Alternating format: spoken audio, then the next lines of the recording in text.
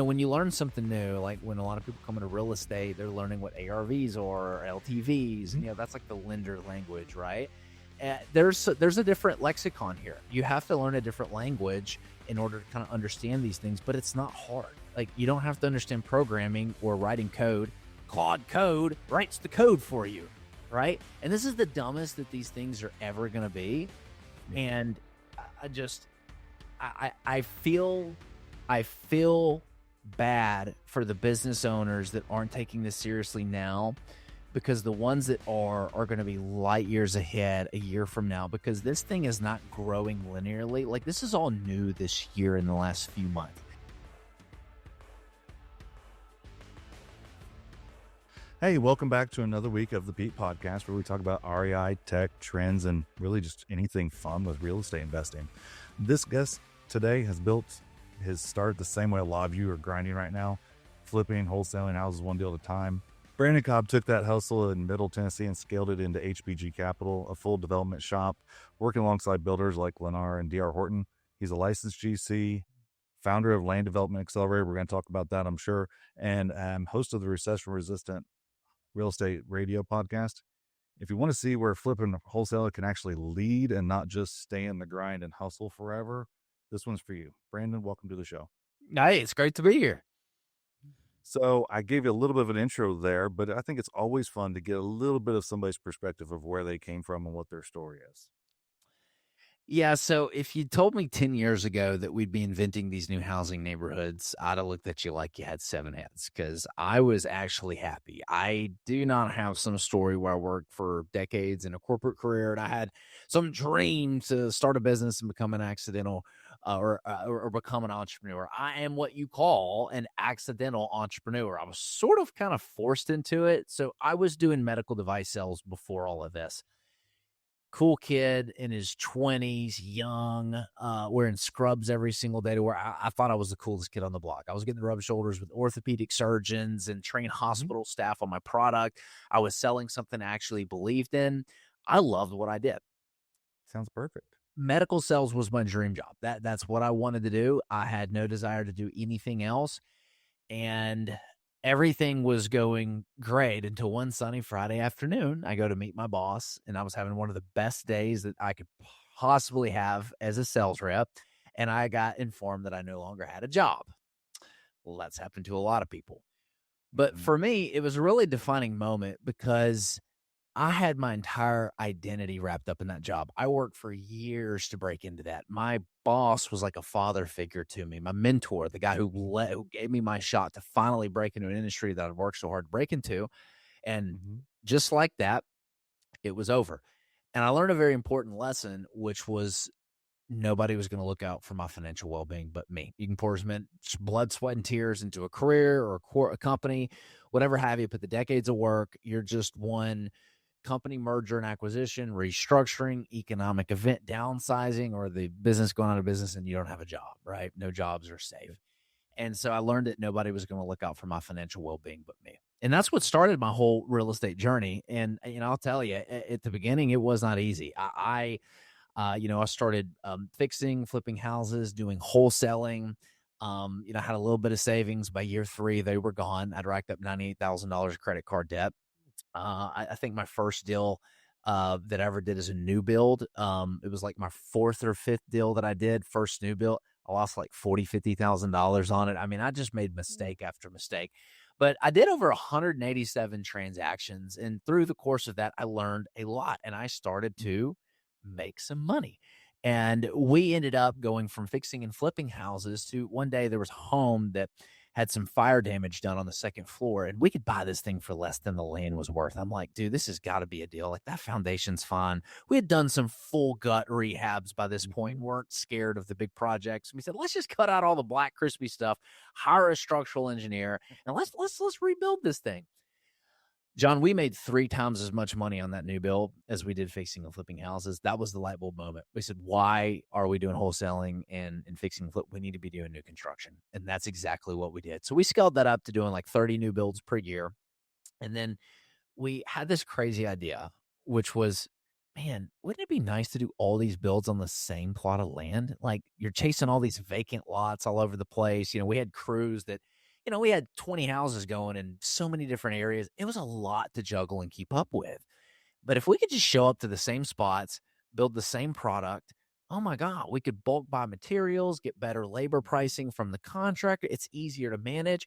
And that's exactly what we did. So we started going, talking to local municipalities, seeing the areas they wanted to see developed, going and meeting with landowners.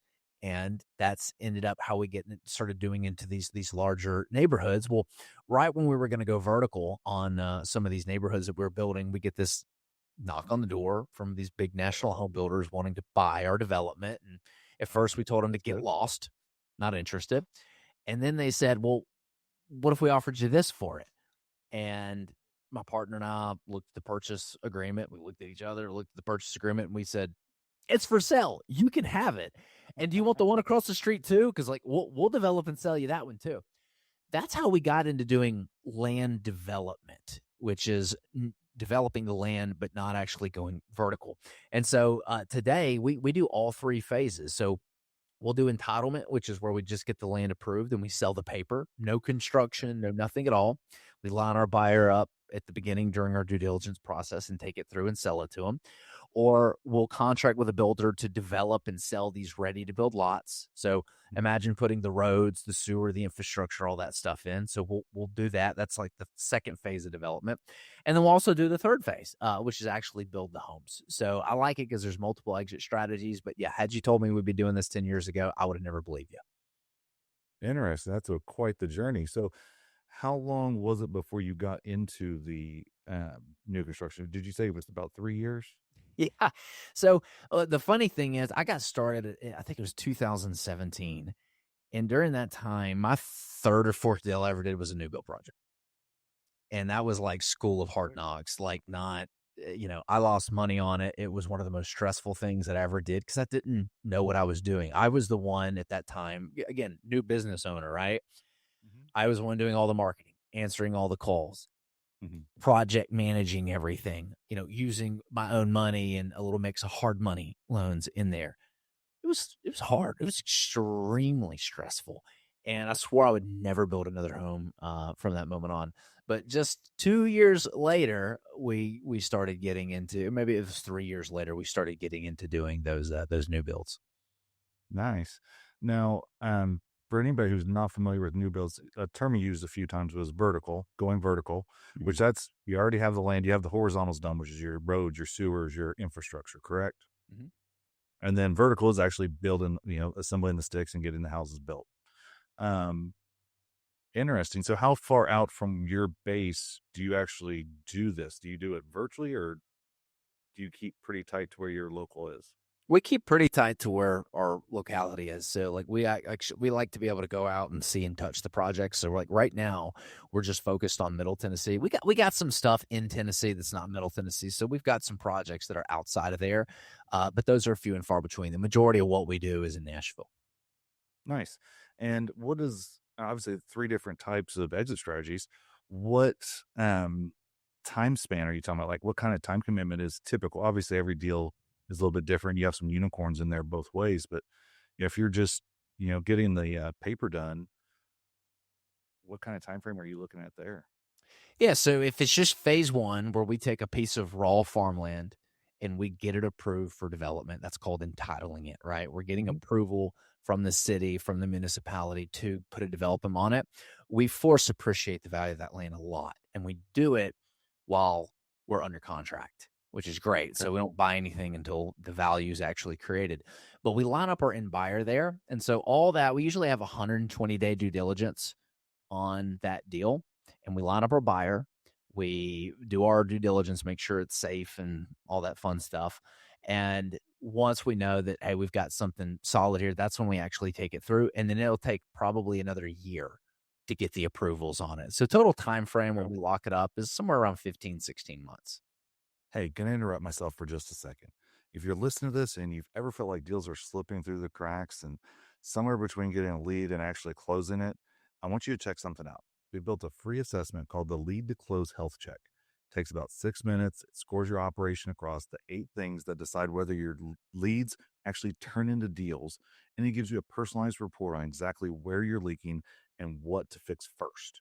It's totally free. Go grab it at leadtoclosetest.com. All right, back to the episode. Okay. And then what about for the other? Obviously, if you're building, that's going to take longer, but your phase 2. Mhm. Yeah, phase 2, we can usually have one phase up in 12 months or less. So that's grading it out, putting the roads, the sewer, the water, the infrastructure, basically creating a neighborhood with no homes. That typically takes about 12 months, depending on how big the phase is. But, like we could put 70, 80 lots on the ground within a 12-month period. And then to build the homes, you can throw up homes pretty quick. If you got the right system and process, you can have homes up in 6 to 8 months. Yep. Now, is this, a lot of times when people hear about people doing development, they think, oh, that's only going to be for people who have a lot of capital. Is that true, or are there ways around that? I'm sure this is stuff you get into in your academy as well. Yeah, and if you're in real estate, at some point in your real estate journey, you're going to have to learn how to raise money. Most of the real estate deals that are done out there are not done with people's own money, especially the bigger ones. You're going to have to learn how to raise money. But let's just give you an example. So like we've got a mastermind program called the Land Development Accelerator. We always tell people start out with just doing land entitlements. Don't get into development or all that kind of stuff unless you got a background in it. Like we've got some civil engineers in the group. Okay, they can start and do a development and actually develop lots their first time around because they've been engineering for 30 years, right? So like, you got to understand what your skill set and risk tolerance is. Right. With $50,000, you can control a 30, 40 unit development. In other words, you can take a 30 unit project all the way through. Cheap, easy, and I don't think 50 grand's a lot. It might be a lot for other people, but this is typically not the type. I'm going to say that because this is typically not the type of deals you're doing if you're a first-time real estate investor, right? Right. Like, do not pass go, do not pass $200. Like, you have to have some background and experience, kind of like us, wholesaling, house flipping, or doing commercial. You just need to understand basic negotiations and how real estate works. And once you have that foundation, then you can start getting into development. But yeah, for $50,000, you could get probably a 30 unit project done.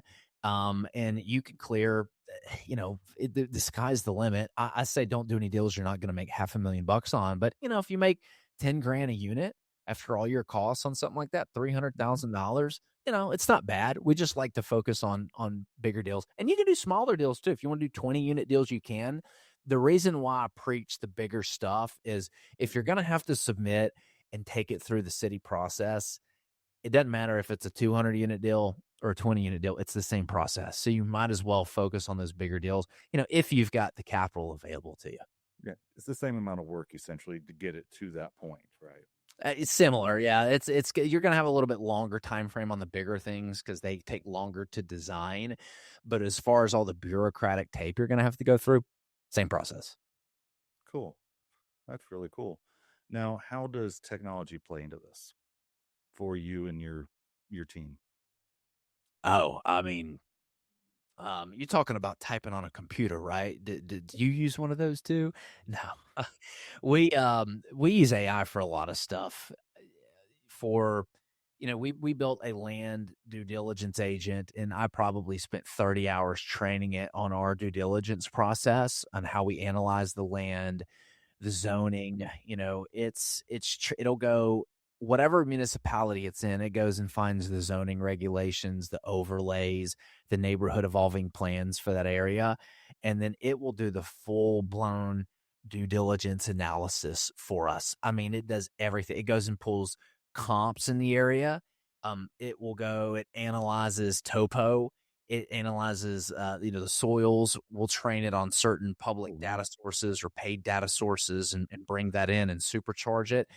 I mean, anything that you could possibly want to do the due diligence on, it goes and pulls all of the city departments and their contact information we got to reach out to. So the sewer, the water, the electric, the gas, internet companies. And it actually tells you, hey, here's what to say on it. I mean, That's important. I'm blown away. It pulls all the other developments in the area, says how many units there are, the sales price of the homes, who the builder is, Lennar, D.R. Horton, because that's our customer, right? Like we're just selling stuff to them. So we need to know if it's been annexed. in the city or not. I mean, everything that you're going to have to spend 4 or 5 hours of due diligence doing, it does. Like, we're there. Technology is doing the work of human beings. Nice. Now, how many deals, do you probably have going at any one time? I'm going You to know, quantify this in a second. yeah. What I like about this business, and a deal is, it's hard to define kind of like a deal, because I'm happy doing 1 or 2 deals a year. I don't have to do that many for the paydays that are on these things. You might have one deal that's 200 units, and you could phase it out over 4 years. That's still one deal. Okay. I could do one deal in 4 years and do 50, 60 units a year, developing and selling lots to builders. So it's kind of a weird question. And I don't want to tell people, if I say a word and I say, oh, I do one deal every 4 years, they're like, oh, so he's not really that involved in real estate, right? Well, that's not quite how it works. So right now, we've probably got 650 to 750 units at various stages of development. So whether that's taking them through developing, yeah. Nice. And where I was kind of trying to go with that was, you said you spent 30 hours ish working on this agent that does all this work for you. That normally takes you about 5 hours per um, potential project, I should say, because it's not even completed projects. You're doing due diligence. You don't know if it's a deal or not, or if you even want to pursue it. So you put in the work to do 6, let's say, but when you run it, it takes a few minutes. So your time has been bought back probably pretty quickly. Oh, insanely quickly. Yeah, And that's what AI is doing, is it's just giving us our time back to be able to focus so, on other things. and you don't have a PhD in computer science or AI or anything to be able to do that. No, no, you don't need any of that stuff. You just need a thirst for knowledge and want to learn. I think that's the key. A lot of people are scared being a loose term of things, and then they won't actually spend the time to learn it. They hit one roadblock and then they stop, and then they, whether it's AI or wholesaling or flipping or developing land, they hit one roadblock or one little bump and they go, well, crap, this isn't for me. I don't know what to do. When you were learning, you've always had resources, whether you knew them before or you discovered them during. There's resources you can encounter, whether it's a group like yours or learning more about AI on YouTube or with different groups or whatnot. Yeah, yeah, there's information out there. The problem I see, though, is there's too much information. There's too much. Like, people are confused. There is amazing technology that exists out there. I just got into it this year. We're filming this in July of 2026. I just got into this in like March, and I've already built a team that replaced my $90,000 per year controller. So I had a guy I paid $90,000 a year. He would manage our cash flow. So he would update our cash flow statements, right? So every project needs a cash flow statement when money comes in and where it goes. He would create pro formas and model out cash flows for all of our developments. So each development, you want to know where the best bang for your buck is. Do I develop more lots and take a little bit longer for the builder to take them down, or develop less? The builder's going to pay me more money if they can only buy 10 lots on the first take every quarter. Or if we scale that down to them only buying 8 lots per quarter, they might be able to pay me even more money. And so there's all these variables in development that can affect your bottom line. And so we had to pay a guy who would model all these out. Hey, Smith and Douglas is offering these terms. Here's what it looks like modeled out. Here's what Lennar's offering. Hey, if we increase the earnest money, what does that look like? And we might remodel a scenario 7, 8, or 9 times for one deal. And it takes, it might take 15 hours to remodel something and, bring in all the new variables. You're like breaking the entire thing and rebuilding the model.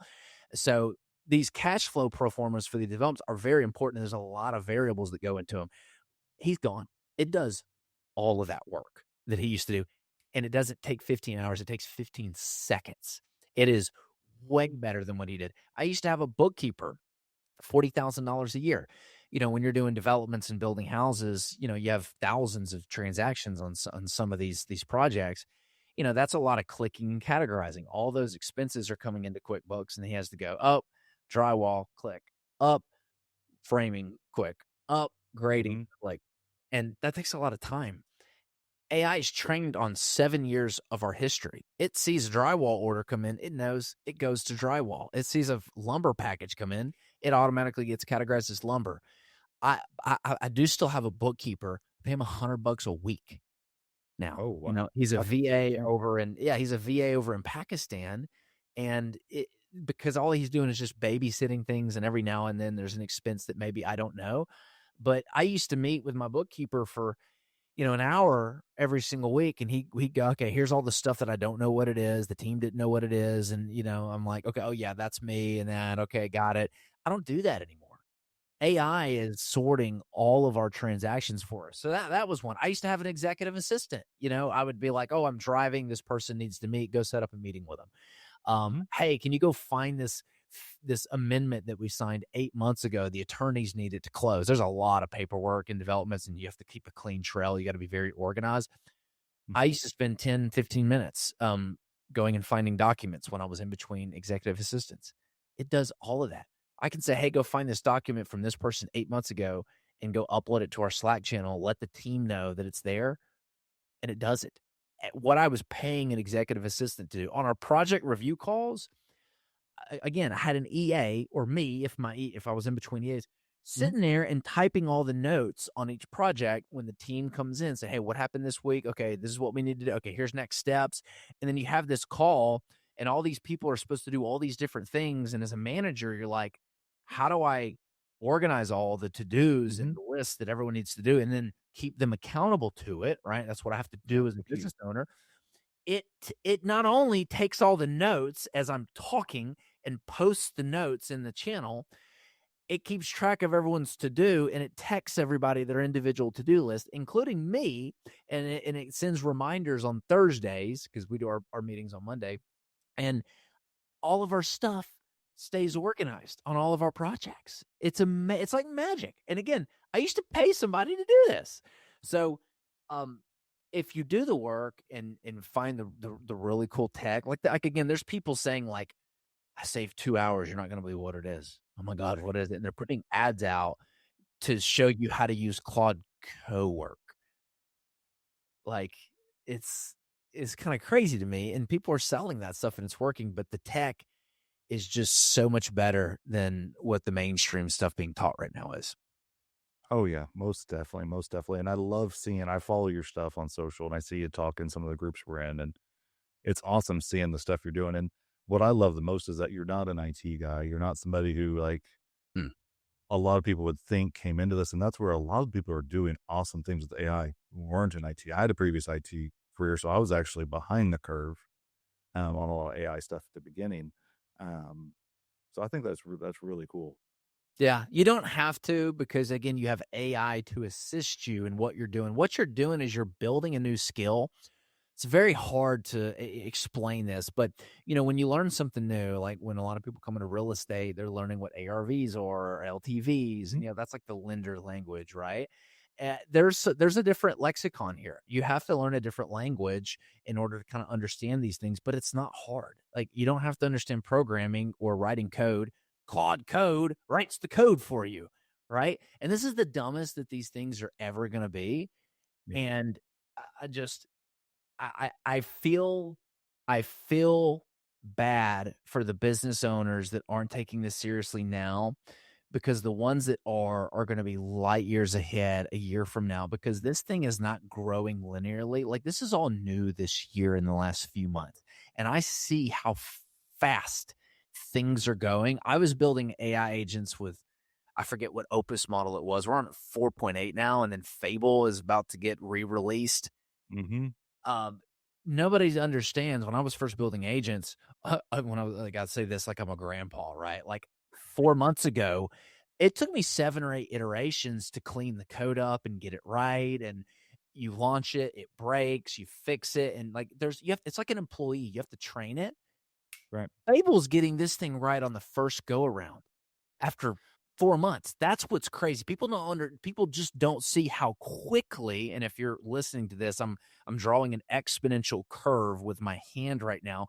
We're on the exponential curve. That's how fast this is growing. And I think next year, if you're trying to start a business or get in the business and you don't have this skill set, which is building and managing AI agents, you're not going to be able to start or compete in business because the other people are, and you're not going to be able to compete with an AI agent.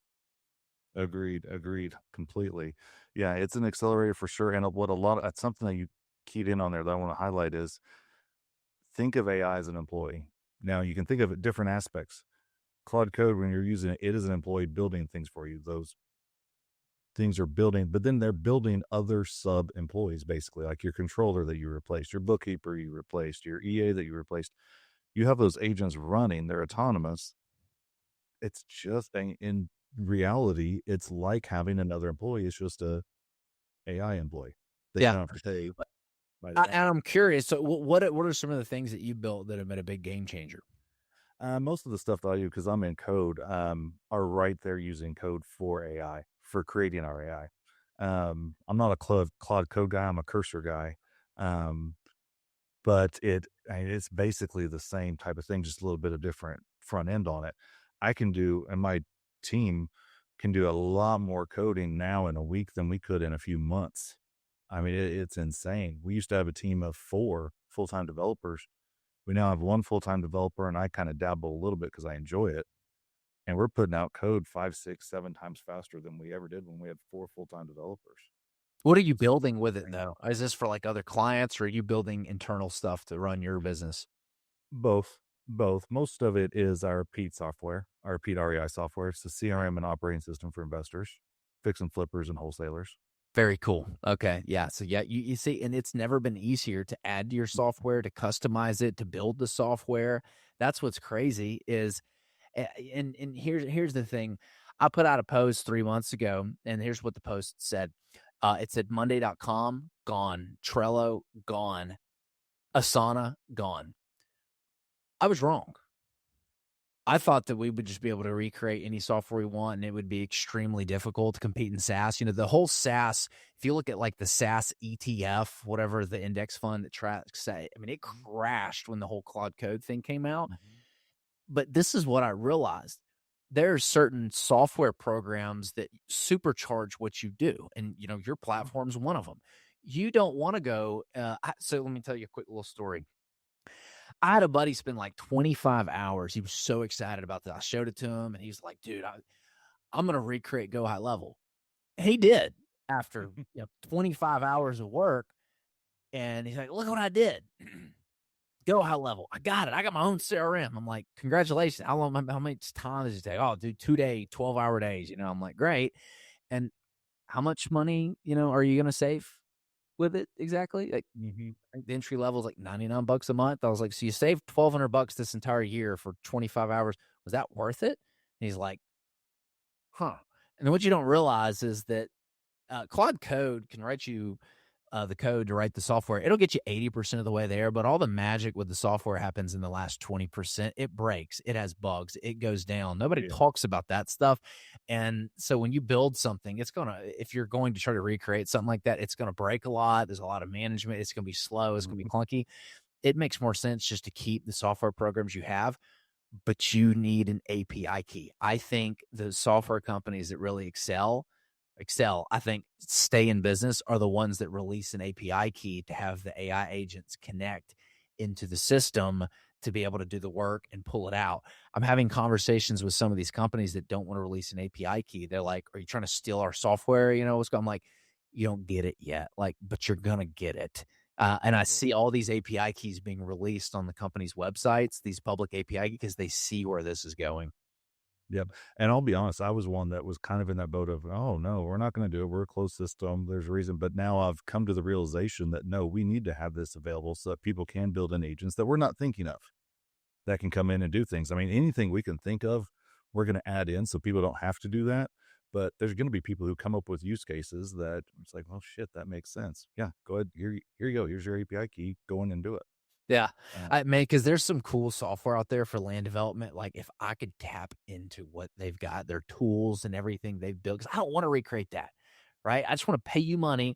I want access to your data, because they've spent hundreds of thousands of dollars on data that, like, I don't want to spend hundreds of thousands of dollars on, right? They've got all the sewer maps and everything mapped out, all that. The topography tools they got are amazing, but they're scared I'm trying to steal their software and they won't release the API key. And I'm like, dude, like I've showed them my reports. I'm like, I need these, but with your data, like I'm not interested in it. But yeah, that's the issue. The other issue I see is like when you have access to their data, they have contracts with their data providers where they're not allowed to resell it, and so there's some stuff that's got to get figured out there. But yeah, Yeah. you got to have that API key in order to have your agent connect into it, do all the work. Yep. Something I thought was cool was yesterday, literally yesterday, I was on a support call with a customer and he asked about creating a new KPI. We have custom KPIs in Pete. And what we like to say is if it's in our database, we can create a KPI for it. You can create a KPI for it. Simple. There was one that he asked for, and I was like, shit, that makes sense. I don't think we actually have that. So last night I got Cursor out, asked Cursor about it. Boom. We have it out. It's being released tonight. Yeah. Database updated, everything go through unit test, everything's going to be tested and verified, and we're able to go in and backfill. If I was doing that manually, that would have been at least a week's worth of work. That didn't make a lot of sense. Yeah, it's customized SaaS for your business is where it's going. And I've built some customized stuff out. Like I think everybody needs a mission control center.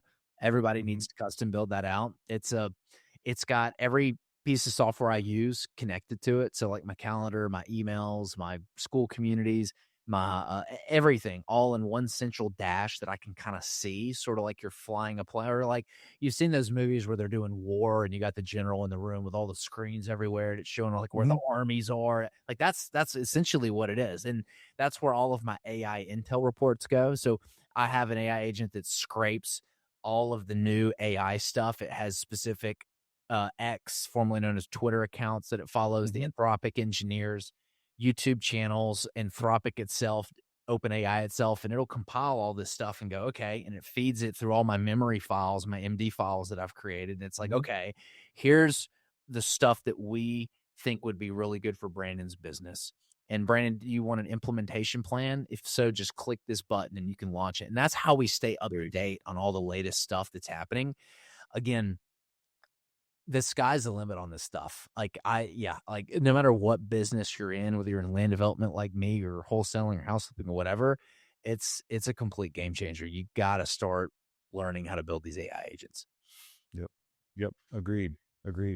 Well, Brandon, it's been awesome having you on. As we kind of come to a close here, obviously a lot of your time, a lot of your passion appears to be in Land Development Accelerator. If people are interested in that, getting info, maybe joining, or just about you, what's the best route to go about that? Yeah, so there's two people that we serve. The first are investors. So there's a lot of people we work with. If you've got capital and you like the idea of deploying it into real estate that's pre-sold to national home builders, we might be a fit for you. So you can go to hbgcapital.net/waitlist. It's pronounced Harry Bob Gary, hbgcapital.net/waitlist. I joked that the .com got taken, so it is .net. But go to the website, watch the video, explains our whole investment strategy. If you want to book a call, you can click the button below. And if you want to grab our free ebook, 100 Questions Business Owners Ask Before Investing, you can grab that at hbgcapital.net. So there's no / on that, just hbgcapital.net. And if you are interested in learning how to do what we do, if you like the idea of being a part of a community of other people that are developing land, we've got tons of different parties in the group. We got civil engineers in there, land flippers, we got builders, all walks of life. And you're interested in learning how to capital raise, you can go to learnlanddevelopment.com. Go grab our free course. We got a 101 course in there. It's got 8 hours of content. I interview civil engineers. I interview national home builders. We teach you how to find the land. We even teach you some capital raising stuff in there too. So you can go grab that at learnlanddevelopment.com. And then if you want to listen to our podcast, Recession Resistant Real Estate Radio. Awesome. We'll make sure that's all in the show notes. Brandon, again, thanks for joining us. We really appreciate it. Yep. Thank you. See you next week.